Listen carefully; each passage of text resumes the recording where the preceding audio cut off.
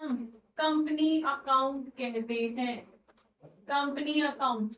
और ये ऐसा चैप्टर है जो आप आगे ग्रेजुएशन करोगे, पोस्ट ग्रेजुएशन करोगे, हर जगह ये सब्जेक्ट वगैरह आपको मिलेगा।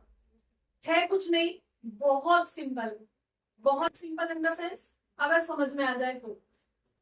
ठीक है, डरा नहीं रही हूँ, बहुत बेसिकली बोल रही हूँ। इसके अंदर सिर्फ हमें शेयर्स की एंट्री करनी हो। ये कंपनी अकाउंट है, तो कंपनी अकाउंट जैसे हमने थर्ड बुक के अंदर पढ़ा था, कंपनी हम यहाँ पे जॉइंट स्टॉक कंपनी के लिए बोल रहे हैं। ठीक है, कोई सी पार्टनरशिप फर्म नहीं है, हम यहाँ पे किसकी बात कर रहे हैं, जॉइंट स्टॉक कंपनी की बात कर रहे हैं। ठीक है, और ये यहाँ पे एक्ट कौन सा अप्लाई होगा, कंपनी एक्ट 2013, 2013, उस एक्ट को यहाँ पे अप्लाई करेंगे। अब कंपनीज हमारे पास बहुत सारी होती हैं, बैंकिंग होती है, पार्टनरशिप फर्म तुमने अभी पढ़ी है, सोल प्रोप्राइटर तुमने 11th में पढ़ी थी, अलग अलग तरह की कंपनीज होती हैं। तो हम यहाँ पे जिस कंपनी का एग्जांपल ले रहे हैं that is joint stock company. क्या बोल कवर हो रहा है ना? ठीक है, तो जॉइंट स्टॉक कंपनी की बात कर रहे हैं। जॉइंट स्टॉक कंपनी कहते हैं किसको, सबसे पहले ये समझो, नाम से समझ में आ रहा है, जॉइंट जिसका स्टॉक इकट्ठा हुआ है, जॉइंटली जिसका स्टॉक इकट्ठा हुआ है। जॉइंटली होने का मतलब क्या है, पार्टनरशिप फर्म नहीं। फर्म का एक्ट क्या होता है, पार्टनरशिप एक्ट 1932, इसकी बात नहीं कर रहे हैं। यहाँ पे जो कैपिटल इकट्ठा हो रहा है वो इकट्ठा हो रहा है शेयर्स के थ्रू, डिवेंचर्स के थ्रू। ठीक है, तो इस कंपनी के अकाउंट के अंदर हम ये भी दोनों चीजें पढ़ेंगे कि जब पैसा शेयर्स की फॉर्म में इकट्ठा किया जाता है, शेयर्स इशू करके कंपनी ने, शेयर इशू करने का मीनिंग क्या है, बच्चे यहीं पे ही कई बार कंफ्यूज रहते हैं कि शेयर इशू होता क्या है, शेयर क्या होता है, शेयर इशू करने का मीनिंग क्या होता है। शेयर मतलब क्या है, शेयर इशू करने का मीनिंग क्या है, एक कंपनी को जो भी पैसा चाहिए स्टार्ट करने के लिए, कंपनी मतलब हमें जो भी पैसा चाहिए ये कंपनी स्टार्ट करने के लिए या एक्सपेंड करने के लिए, नई ब्रांच खोलने के लिए, एनी हाउ हमें इस कंपनी को में आगे इन्वेस्टमेंट करने के लिए पैसा चाहिए। कभी नहीं लगाता, कहाँ से मंगाएगा वो पैसा, या तो बैंक से लोन लेगा। तो बैंक के लोन की हम अभी यहाँ पे बात ही नहीं कर रहे, हम मेनली सिर्फ दो चीजों की बात करेंगे इस बुक के अंदर, दैट वुड बी शेयर्स, ठीक है, एंड डिबेंचर्स। तो डिबेंचर वाला भी आपका नेक्स्ट चैप्टर होगा। अगर ये शेयर वाला चैप्टर तुम्हें अच्छे से आ गया तो यहाँ तक इसमें जाने की आपको बहुत ज्यादा कुछ समझने की जरूरत ही नहीं पड़ेगी, बहुत छोटे छोटे से पॉइंट है, इसी के बेस पे आप इसको पूरा कर दोगे, कहीं नहीं कुछ। तो मेन जो चैप्टर है that is calculation of shares. ठीक है, तो जब भी पैसा इकट्ठा किया जाता है, कंपनी कैपिटल के लिए जब पैसा इकट्ठा करती है तो उसके नाम पे कंपनी क्या करती है, शेयर इशू कर देती है।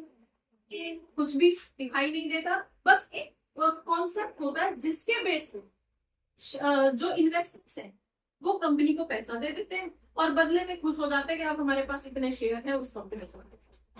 ठीक है, कैसे डिसाइड हुआ, हमने पहले भी जब हमने स्टार्ट की थी तब भी हमने डिस्कस किया था कि अगर कंपनी को सपोज 2 लाख रुपीज चाहिए, हम छोटा एग्जांपल लेके समझा रहे हैं, 2 लाख रुपीज चाहिए और वो चाहती है कि फेस वैल्यू जो है वो हम सपोज 10 रुपए का रख देते हैं, फेस वैल्यू अगर हम 10 रुपए रख देते हैं तो सोचो कितना हो गया, 10 रुपए से जब इसको डिवाइड करेंगे तो कितने नंबर ऑफ शेयर्स में 2 लाख रुपए इकट्ठे होंगे, बताओ, डिवाइड कर दो, 20,000 शेयर्स। ये क्या निकला है, ये नंबर ऑफ शेयर्स निकला है।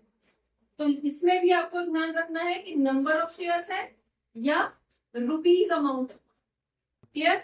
तो अगर कंपनी को 2 लाख रुपए इकट्ठे करने हैं और वो डिसाइड करिए, ठीक है, एक मिनिमम यूनिट ना हम 10 रुपए डिसाइड कर देते हैं कि 10 रुपए के हिसाब से हमें पैसे दे दो, हमें इस प्रोजेक्ट में इन्वेस्ट कर रहे हैं, बदले में हम आपको इतना डिविडेंड देंगे या जो भी है, पहले से डिसाइडेड नहीं होता डिविडेंड, इक्विटी शेयर होल्डर्स के लिए वो जितना प्रॉफिट होगा उसके अकॉर्डिंग हम आपको डिविडेंड डिक्लेयर करें, राइट। अब कंपनी की परफॉर्मेंस अच्छी है तो उसके बेस पे हम इन्वेस्टर क्या करते हैं, और इस कंपनी के शेयर खरीदो, हमें इसका शेयर आगे बढ़ेगा, हमें प्रॉफिट हो जाएगा, राइट, या ये कंपनी इतना अच्छा डिविडेंड देगी, हमें प्रॉफिट हो जाएगा, राइट। तो इस बेसिस पे शेयर्स को लोग खरीदते हैं।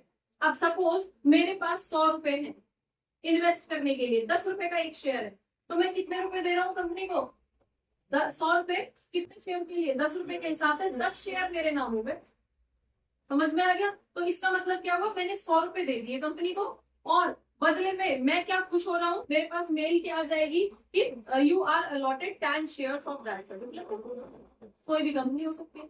समझ में आ गया? इस तरह से फेस वैल्यू के अकॉर्डिंग कैलकुलेशन होती है।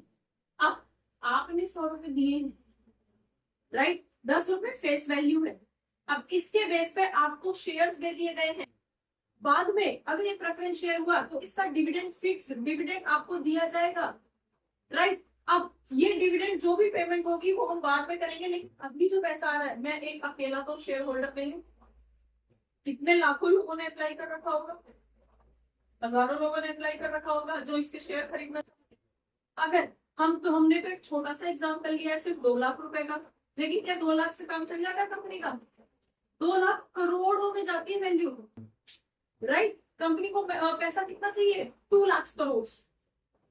फाइन। तो ऐसे केस में सोचो नंबर ऑफ शेयर्स कितने होंगे, नंबर ऑफ कितने होंगे जो शेयर के लिए एप्लीकेशन देंगे, लाओ भाई पैसा दे दो, ठीक है, हम पैसे देने को तैयार है, शेयर दे दो। क्लियर हो गया? समझ में आ गया? तो जब उन सब की कैलकुलेशन करनी होती है, उसी के शेयर अकाउंट है, उसी को कैपिटल अकाउंट चाहिए, ठीक है। समझ में आ गया? उसी को ही हम मीन्स कैपिटल अकाउंट बोलेंगे। सिर्फ शेयर्स कितने गए और कितने की उनको अलॉटमेंट कर दी गई है, सिर्फ इसकी रिकॉर्डिंग को हम यहाँ पे करेंगे।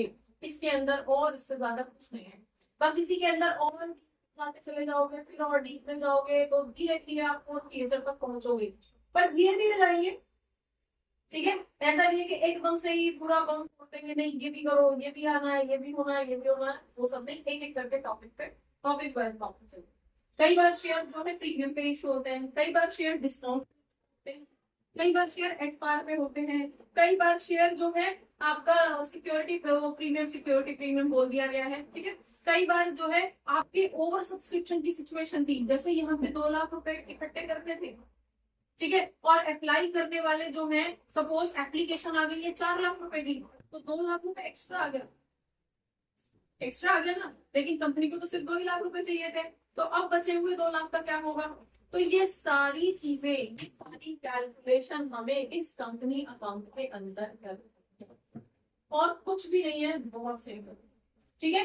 तो यहाँ पे जब हम एंट्री करना शुरू करेंगे, हम 2 बेसिस पे एंट्री करना स्टार्ट करेंगे, यहीं पे कर रही हूँ, हम 2 बेसिस पे एंट्री करना स्टार्ट करेंगे। 1 होगा आपका लमसम अमाउंट, ठीक है। लमसम अमाउंट का मतलब क्या है? जितने शेयर आपने इशू करे सारा पैसा एक ही बार में शेयर होल्डर से मंगा दिया और सारा आपके पास एक ही एंट्री करोगे, खत्म, राइट। दूसरा आपके पास आ जाएगा इंस्टॉलमेंट, ठीक है। इंस्टॉलमेंट अमाउंट मतलब कि आपको यहाँ पे सारा 10 रुपए, जैसे हमने अभी एग्जांपल लिया 2 लाख करोड़ रुपए चाहिए कंपनी को, ठीक है। तो ऐसे केस में 10 रुपए की फेस वैल्यू है। इन्वेस्ट करने वाले भी तो इतने ही सुपर है, इन्वेस्ट करने वाले भी तो लाखों में इन्वेस्ट कर रहे, राइट। तो ऐसे केस में पूरा का पूरा 10 रुपए एक साथ नहीं मंगाया जाता। कंपनी क्या करती है कि ये 10 रुपए की हमने फेस वैल्यू डिसाइड की, शेयर 10 रुपए का है, लेकिन पूरा 10 रुपए के हिसाब से पेमेंट आपको भी नहीं करूंगा।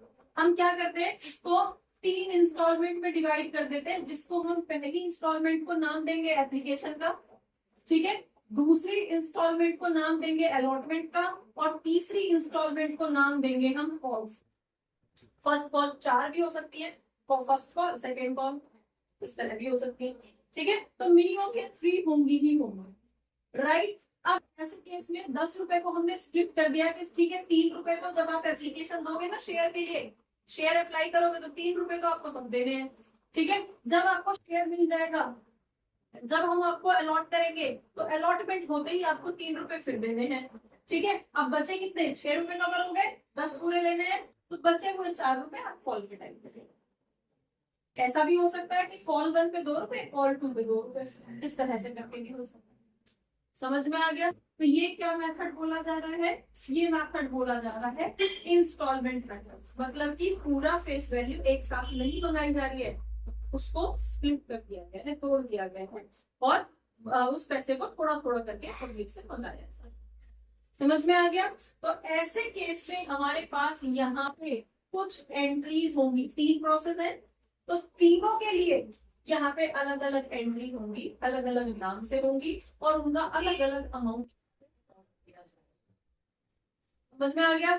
एक छोटे से एग्जांपल से समझो इसको, कैसे करोगे इंस्टॉलमेंट, ये तो समझ में आ गया। सारा का सारा पैसा आपने कितने 10 शेयर के लिए अप्लाई किया है, 10 शेयर के हिसाब से 100 रुपए इमीडिएट पे कर देना, खत्म। कंपनी के पास सारा 2 लाख रुपए आ गया, किसी ने 100 रुपए इन्वेस्ट किए, किसी ने 10,000 रुपए इन्वेस्ट किए, किसी ने जितने भी किए, पैसा आ गया सारा एक ही एंट्री में खत्म। यहाँ पे क्या है, आप सिंपल इस इंस्टॉलमेंट मेथड को समझिए। आप कहीं भी एडमिशन ले रहे हो, स्कूल में एडमिशन ले रहे हो, थोड़ा अमाउंट तो एप्लीकेशन के साथ चला जाता है, देते हो ना, या एप्लीकेशन वैसे ही भर देते हो, फीस तो जाती है। तो फर्स्ट इंस्टॉलमेंट तो आपकी कहाँ चली गई, एप्लीकेशन के टाइम पे। सेकंड इंस्टॉलमेंट जैसे ही आप एडमिट होते हो वैसे ही आपको पे करनी है। और थर्ड इंस्टॉलमेंट कब होगी, जैसे ही आप उस क्लास में जाओगे, 6 महीने हो जाएंगे या 1 साल हो जाएगा, नेक्स्ट क्लास में प्रमोट होगे, तब आपको उसकी पेमेंट करनी है। समझ में आ गया। तो पूरा अमाउंट जो स्कूल आपसे ले रहा है वो किस किस फॉर्म में हो गया, वो अलग अलग इंस्टॉलमेंट की फॉर्म में हो गया, और आपसे पैसा भी पूरा ले लिया और आपके ऊपर बर्डन भी। समझ में आ गया, ठीक है। तो इसको बोलते हैं इंस्टॉलमेंट मेथड, ठीक है। अब इसी के आगे हम अपने न्यूमेरिकल की फॉर्म में इसको समझेंगे और इसकी एंट्री क्या होती है वो बच्चों। होपफुली बहुत सारे डाउट्स इस क्लास से रिलेटेड, इस टॉपिक से रिलेटेड आपके क्लियर हुए होंगे इस क्लास को देखने के बाद में। अगर रियली आपके कुछ डाउट्स क्लियर हुए हैं, आपको ये क्लास अच्छी लगी है, तो आप इसको लाइक करिए, सब्सक्राइब करिए और अपने फ्रेंड्स के साथ शेयर करिए। Thank you for watching, keep watching, don't forget to share, keep sharing. Thank you.